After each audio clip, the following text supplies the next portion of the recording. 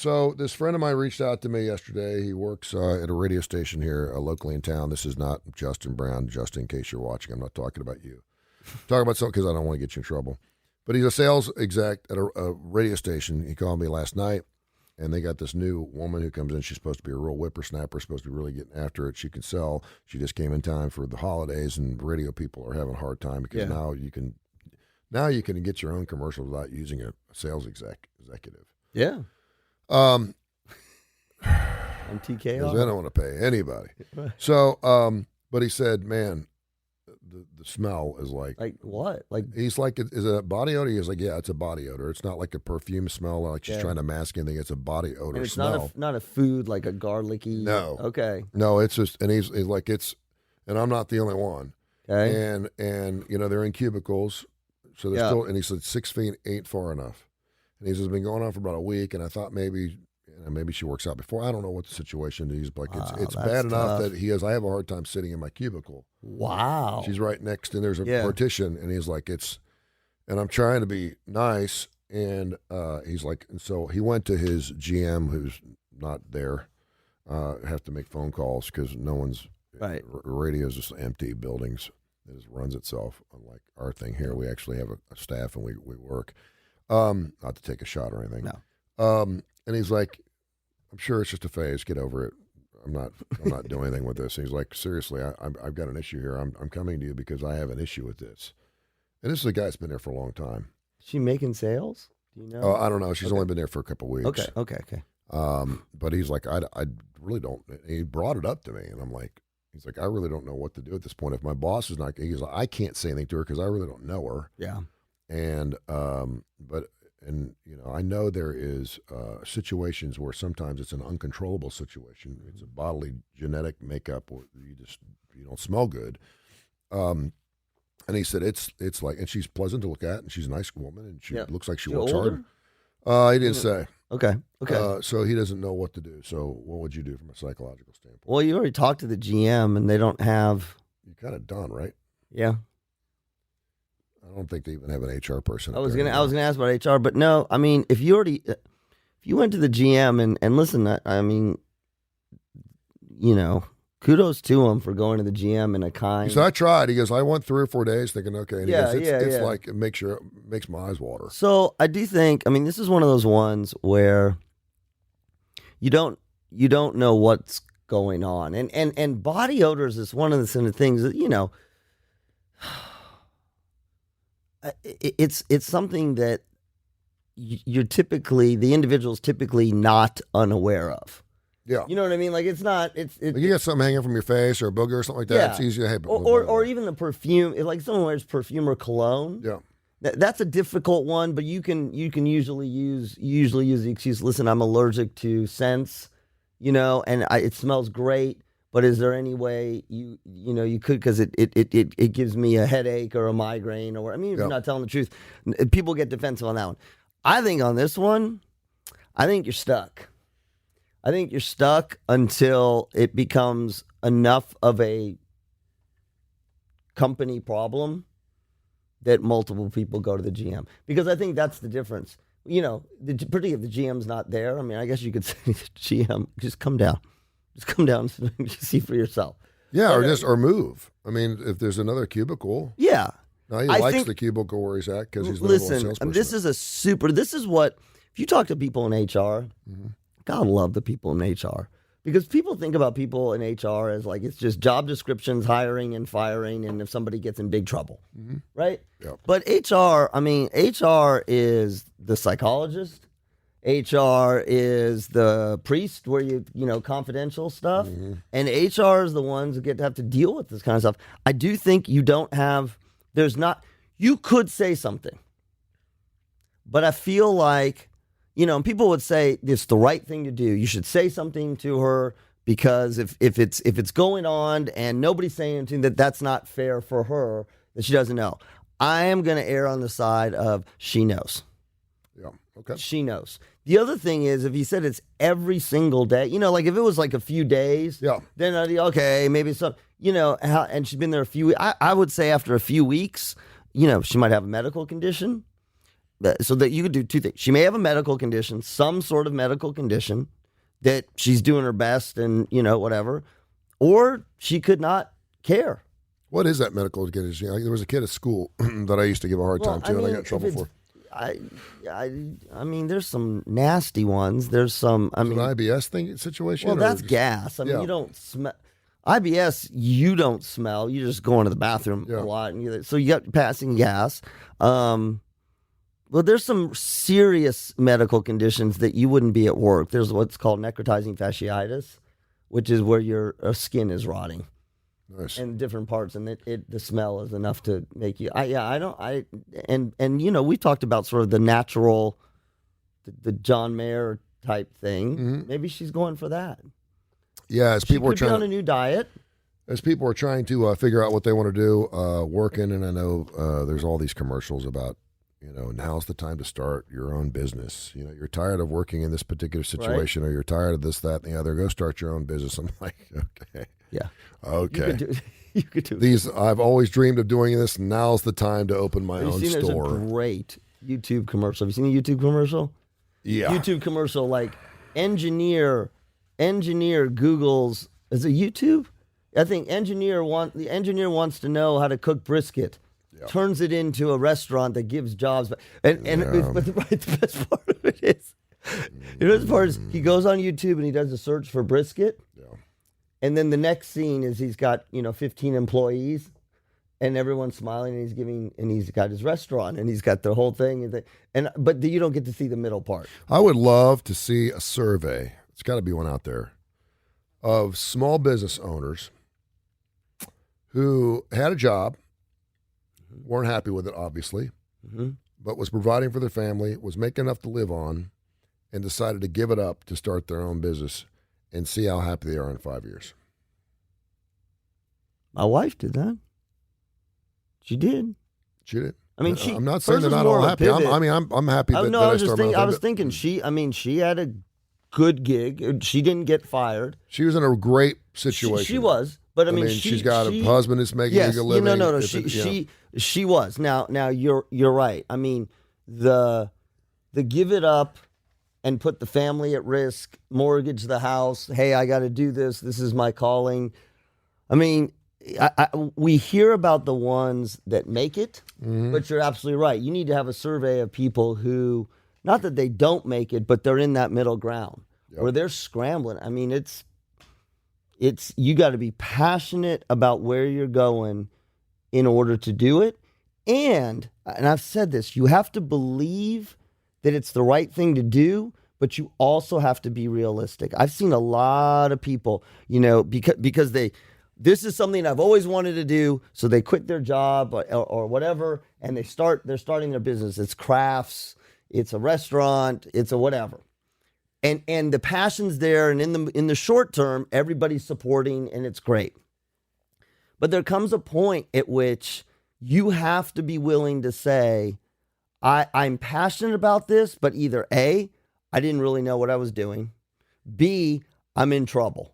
I'm in trouble, and I either need help or I need to bail. Yeah. This whole thing about keep pursuing your dream, and this is not this, but keep pursuing your dreams no matter what. I think you also need to use your head sometimes. Yeah. If you're drowning, if it's not working, you have to be able to say, I love this, but this is not viable. Yep. And I see a lot of people because it's buyer's remorse. They left their job. They've got this thing. And you told the guy with the Christmas lights. Yep. You got to realize that sometimes it's not going to work. And you got to have enough pride not to hold on to it, but to be able to say, okay, this one didn't work. This woman writes, I keep hearing that we are in the great resignation. Mm-hmm. With more people quitting jobs than ever before, and I'm happy in my job. And while I can afford to be out of work for a period of time, I'm concerned about leaving without having something to go to. Yeah. I also work long hours, so it's hard to devote time to looking for a new job. Any advice? This person writes, the media loves to coin catchy phrases to simplify complex movements and trends. Man, that is the best line I've ever heard. The media loves to coin catchy phrases to simplify complex movements and trends. Sure, well, because they only got 2 minutes to cover the story. Woke, cancel, it's all there. The fact that more people are resigning at faster rates than before is a function of many factors, not the least of which is existential pandemic experiences that we've all been through, causing many people to reevaluate their careers in their lives. I see it every day, dude. Oh, do I really want to do this? Do I really want to go back to that office? Blah, blah, blah. Listen, that last piece you just said, the last piece. So there's all these people who say, I've been isolated. I hate the Zoom. I can't stand. I want to get back to the office. Yeah. And then there's literally, I feel like it's 50-50. There's a whole group of people who are like, oh God, the thought of going back to the office is literally making me sick.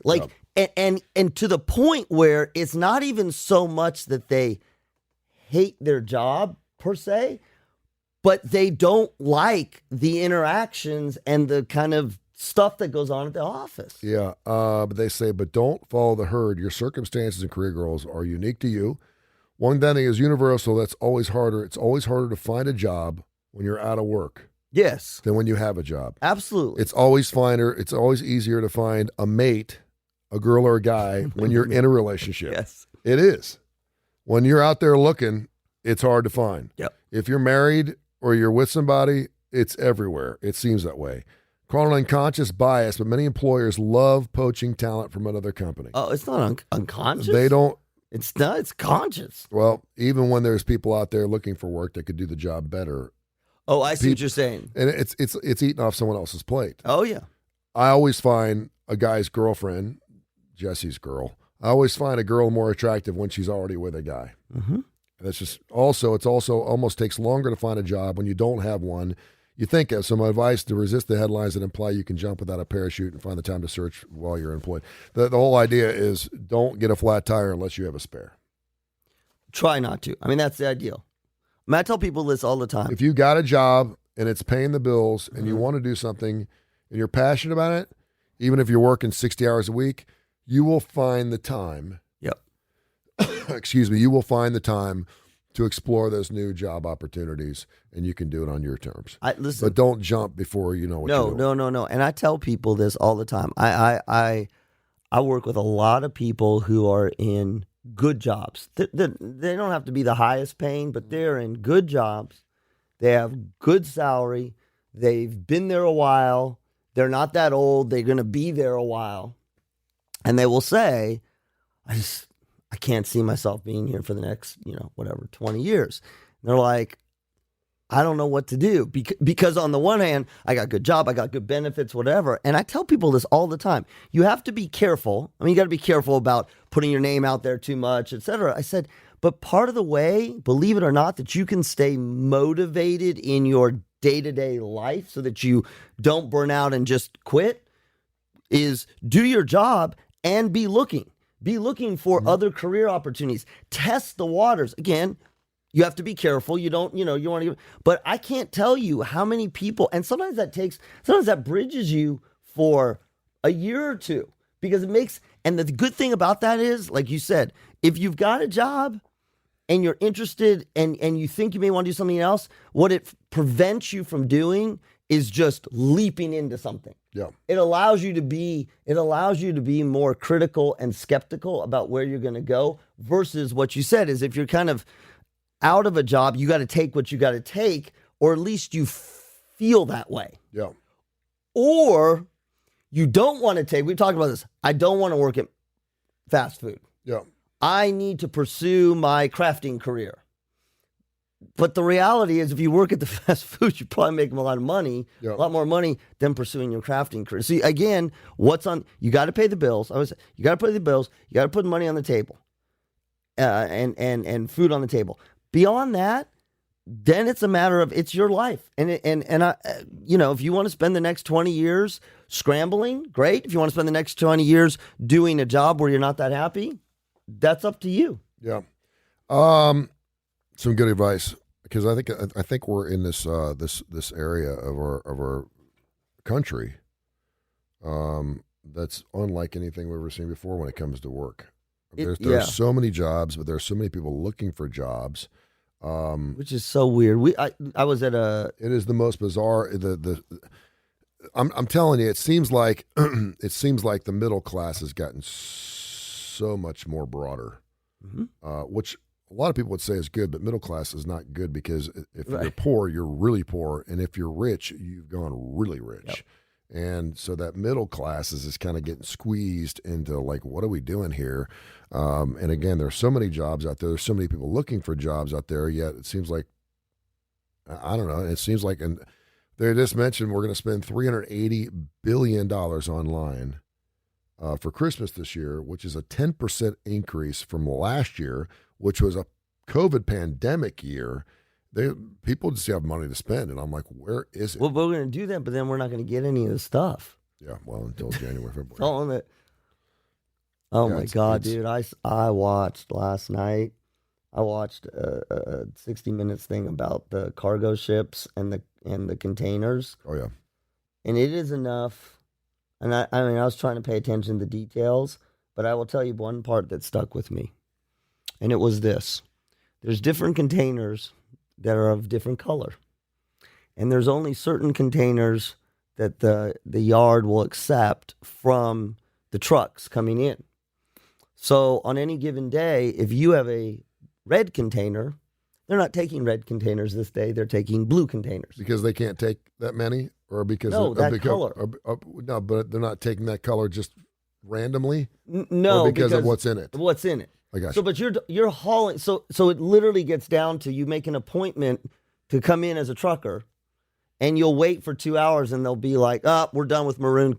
We're done with maroon containers for today."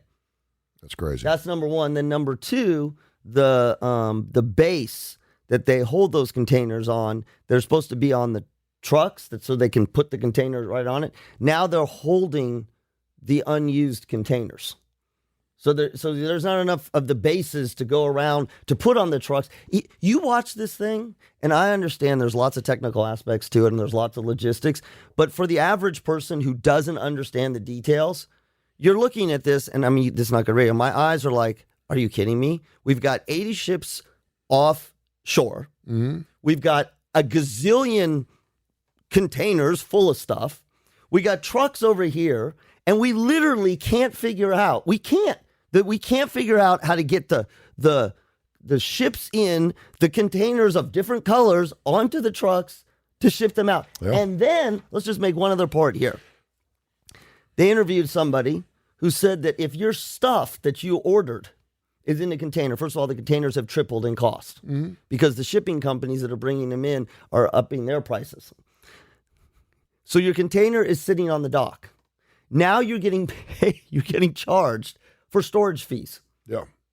But you don't want to store your stuff there, but it's a penalty for each day. Mm-hmm. But you want the stuff out of your container. Mm-hmm. But it's there. Yeah. And you can't have it. Yeah.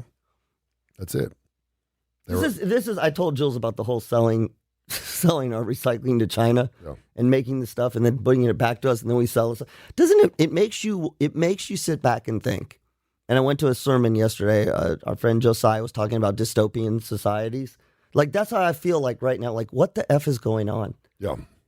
What are we doing? No, the other thing is that makes me think about at a different level about Christmas, because the holidays are coming up. They're going to be here before you know it. If you didn't order your stuff in like April, you're done. They were on PR. When's a good time to start shopping? She's like about a month ago, and we used to wait till about a week or 2 weeks before Christmas, and now because you can order it online and people are ordering stuff and it's always great to get your stuff done early if you can, because you don't. But when you get your stuff done early, you end up spending a lot more because you end up buying stuff right incrementally between the time you're finished. I'm done November 20th, and next thing you know, you got another month, and you end up buying more stuff. The other thing is and I got 3 kids. I try to do, they don't do Christmas lists like we did. You go through the Sears magazine, you write down what you want. Because they go online. They know now where it's specific things that they want, and you want to make sure they get something with that they SKU want. numbers. And I don't remember specifically, because everything that I wanted was something you could just drive to a store like this afternoon, pick it up, and bring it home. Well, yeah. It was always available because it wasn't a technology. It wasn't a specific thing, not because of the shipping wars, just because it's much difficult. It's a lot more harder to shop for kids now than it was to shop for us. So you know what I think you need to do? Here's what I think you need to do. This needs to be a year of unique gift giving. Yeah, this is we tried this one year. This year, each person's getting 3 gifts, and then we're going to buy a gift for a needy child. Blah blah blah. Yeah. We try to. It didn't work. No, I think No, it sucks, and I can't ever why remember. 3? Just is that a is Well, that it's the a three wise men? it's a cost cutting thing. Oh, it's not the 3 wise You men. know, it's just this is where you'll see something on Pinterest. This year, your kids are going to go through a list of 6 things. We're going to make a food for somebody. Yeah. We're going to do this. call it- it's and then reverse then you Advent. get your one special gift. Yeah. I'm like, dude, once that thing's in motion, Yeah. good luck. Well, that's why y'all should have done Hanukkah work. Can you ever remember having a bad Christmas? No, because I celebrated Hanukkah Yeah, well, that's true. I can only think of one Christmas where it was lean where times. I just didn't get a whole lot. Yeah. What are you Now- older though? Because as you get older, I was like 12 or 13. oh, but Like that every time- Christmas was great. I was always super happy. Yeah. And here's the other thing. And parents, you need to know this. Listen to this. Listen, he's going to say something. I'm now. telling you something you already know, but you need to hear this. You need to hear this. So my 17-year-old boy, like 3 years ago, wanted something. I don't know, it was an Xbox or something. I was like, okay, listen, dude. If you're getting an Xbox, you're getting nothing else. Yeah. Right. One big You gift. understand that, right? One big gift. So Santa Claus ain't you get one Yeah. big gift, and you'll get a. Some candy. And he's like, you're gonna give me a couple other things, right? I said, No. I'm telling you, you want a $600 thing. That's it. Yeah. Okay, so you get that, or you can have 5 or 6 or 7 different other things. He chose to get the big thing. It's fine. I think it was his worst Christmas he ever had Sure. because he didn't have anything to open. He opened it up and he was like, and he's looking around. I'm like, so my point is I think a lot of the fun of Christmas for kids is just opening up the It's presents volume. from Santa Claus. Oh, of course. It is volume. It's volume. You're better off going to get 8 things that they didn't ask for that they can open up and enjoy, because around the aura and the emotional and spiritualness of what Christmas is all about, Yeah, well, they're going to enjoy what I didn't even realize I wanted this, but I want It depends that. on the age of your kids, right? It totally depends on the age of your kids. And I do think when they get to be about 10-ish, 10, 11, now their taste, more discerning tastes. Yeah. Anything below 10, it's all volume. Yeah. It's all volume. You hit one thing that they want. Everything else is volume. Yeah. And, I've said this. If anything below 5, dude, buy all kinds of crap. Not crap, I shouldn't say. Buy all kinds of stuff that you can afford. Let them play with everything. And we did this every year. 2 psychologists. We did behavioral observation. What are they gravitating towards? Yeah. We gave a 3-hour period. What has been ignored? Okay. So the 3 or 4 things that were totally ignored, they were opened up, lots of them, and then on the side, I would go in, take them, bring them upstairs, put them in the attic. Boom, birthday time. Happy birthday, because their There you birthday's May. And it works. And it works, and it works for us. The other thing is, if you've got the money, to me, there is a big difference between we don't have the money to get you gifts or to get nice gifts. And that's a much different thing that Santa Claus, and that's where those of us who have should give, right? But if you do have the money and you can sort of afford things, and they're coming up with their list of 27 things, this is where you become a parent. Mm-hmm. And it's like, you can have 1 gift or 3 gifts, and they're going to total about the same. You choose. Yeah. And like when he was upset, okay, welcome to life. Mm-hmm.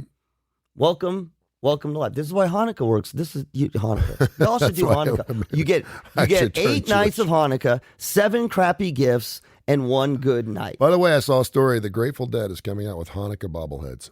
You should pull it up. Why? They're Jewish? Yeah. Are the Grateful Dead Jewish? Oh, yeah. Well, they Bob are. Weir? Oh, yeah. They have Grateful Dead Jewish Hanukkah bobbleheads. They're Hanukkah. Pull up Grateful. Bobbleheads, can you put a candle in it? I'll post it. It's great. I didn't know that they were Jewish. There's Oh, so yeah. many great Jewish Jerry rockers. Garcia. It's as Jewish as gets. Garcia? Oh, yeah. I think he changed his last name. Well, Well, maybe his mom's Jewish. and I know that Ben and Jerry's makes a great ice cream.